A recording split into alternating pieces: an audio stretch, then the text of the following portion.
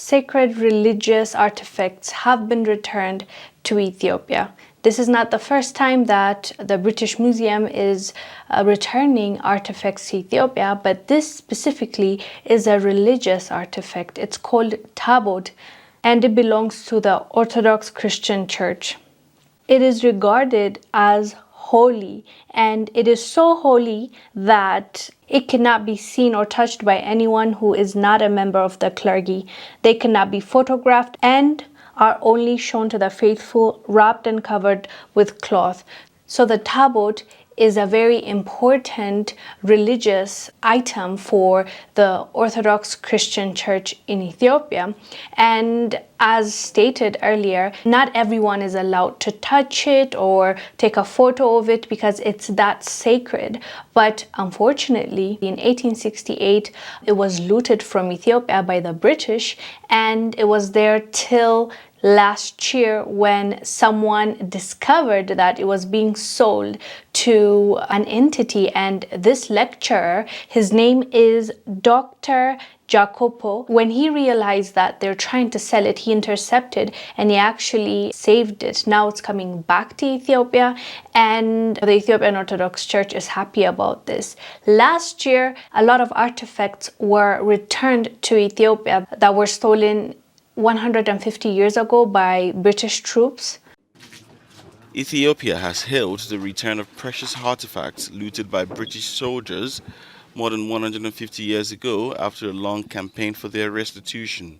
The collection recovered from Britain, Belgium, and the Netherlands includes a ceremonial crown, an imperial shield, a set of silver embossed horn drinking cups, a handwritten prayer book, crosses, and a necklace. There's a back and forth between Ethiopia and the British when it comes to Lij Alamayo's remains. As you know, he's buried in Britain, and Ethiopia wants our prince back, because he was stolen from us when he was just a young boy, when they unalived. Well, they didn't directly unalive his father, who was King Tedros II. When the British surrounded Ethiopia, he didn't want to give up and go as a prisoner, so the king unalived himself. So when they found his son and his wife, they took them. Unfortunately, the wife didn't make it to Britain because they claim that she lost her life on the road. They were able to take Prince Alamayo to the UK, and that's where he was raised. They claim that Queen Victoria and him had a good relationship. She saw him as a child. That's what they're claiming, even though in one of his books it says something like he was suspicious that someone wants to poison him. There's also another argument that he actually didn't die. He traveled back to Ethiopia and then went to the US. He has a whole family. I've heard that story just recently. I've heard about that story. So we have been asking for his remains for a long time because he was taken away unlawfully. That was not right. They just took him away, and people believe that he deserves to come back to his country.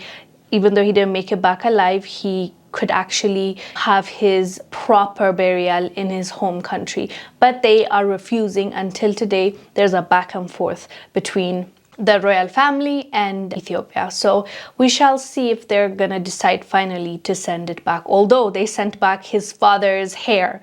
Just imagine this, when the king lost his life, they cut his hair and took it all the way to Britain as a trophy. So they sent it back after the back and forth. Now also Ethiopia wants the prince's remains back. Anyways, fam, they have given back, even though not willingly, the religious artifact.